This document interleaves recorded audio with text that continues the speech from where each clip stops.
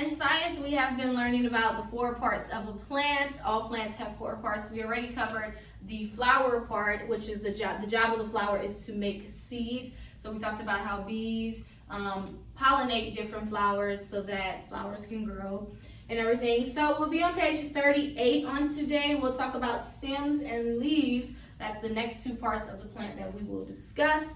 All right, so this lesson might be a little long, but just get through it with me, okay?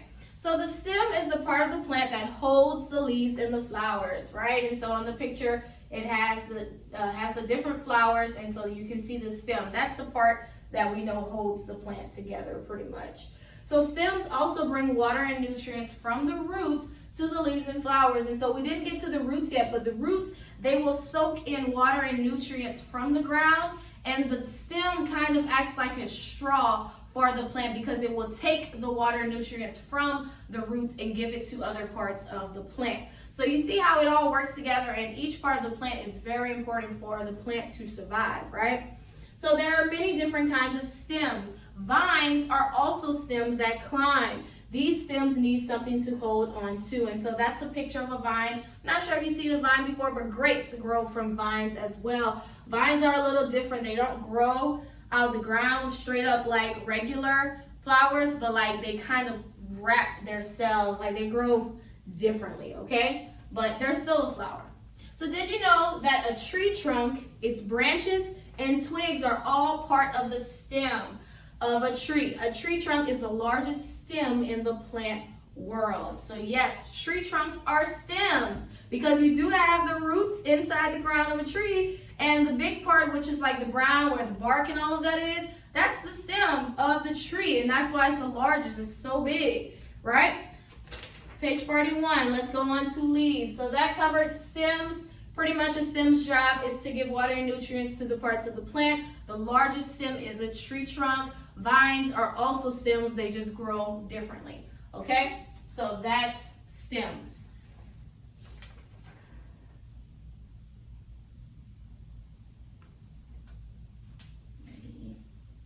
Next, we will move on to leaves, okay? So this one will be a little longer. It will have more inside of it because leaves have an important job in the plant as well, and a lot of things are determined because of the leaves of the plant.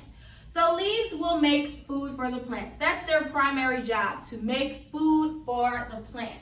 Yes, plants need food as well. So that's why the stem will take that water and nutrients because it gives it to the leaves so that the leaves can make food for the plant. And then when the leaves make food for the plant, guess what? The flower or the fruit, whatever comes from that plant, can grow.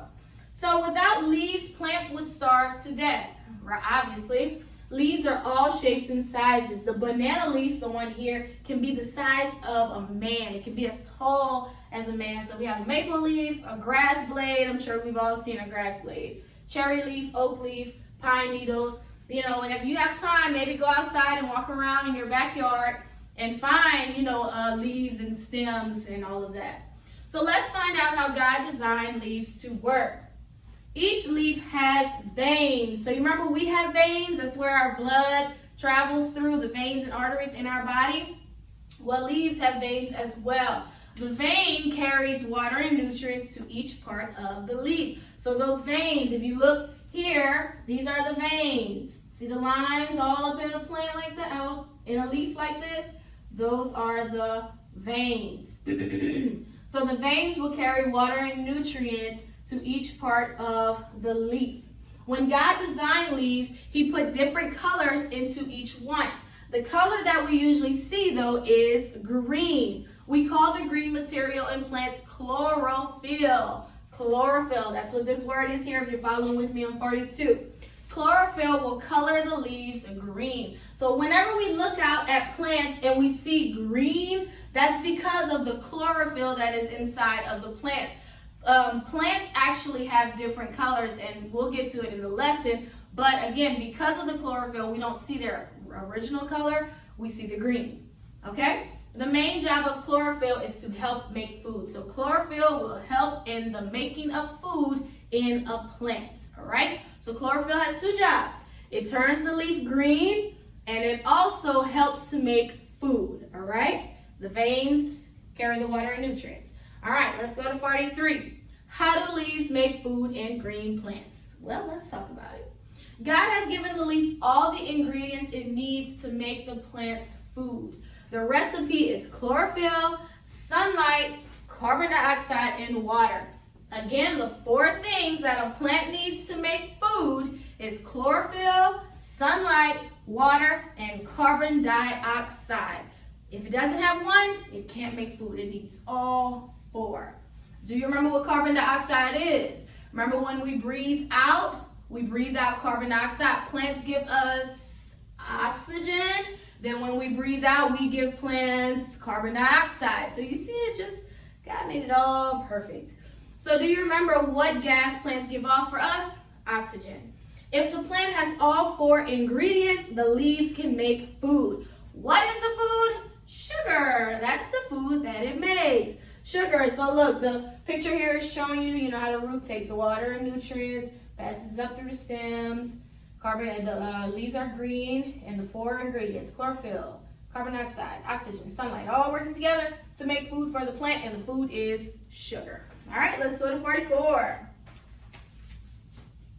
Why do green leaves change colors in the fall? So now this is where we will talk about the original color of plants, or why they change to different colors in the fall. So we are getting out of fall because we're in December. We're entering into winter, but I'm sure in October, November, if you ride around, you could see, or even in your yard, you might have trees that you saw were changing colors. They went from green to brown, or yellow. It changed colors. Well, that's what happens in the fall. All right.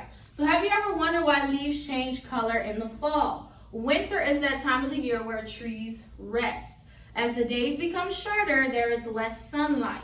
Do you remember the ingredients for our plant's food? Water, chlorophyll, sunlight, carbon dioxide, right? With less sunlight, the veins of the leaves become blocked.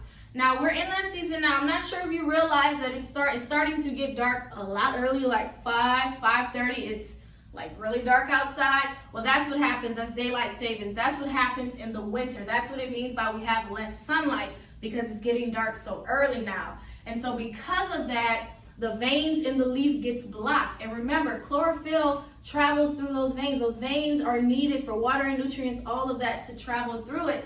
But if they get blocked, those things can't travel through the plant like they're supposed to. So no water can come up the veins. Without water and sunlight, the leaf cannot make food. Can't make food. It needs the 4 ingredients. And if it's missing anything, it can't make food. Without food, the chlorophyll starts to break down, meaning it dies, I guess you could say. Like, there's not much chlorophyll in the plants. When chlorophyll begins to disappear, other colors start to show. That's why it changed colors. It's changing colors, and it's beautiful, because if you've seen a tree that's like all yellow and all that, it's very pretty.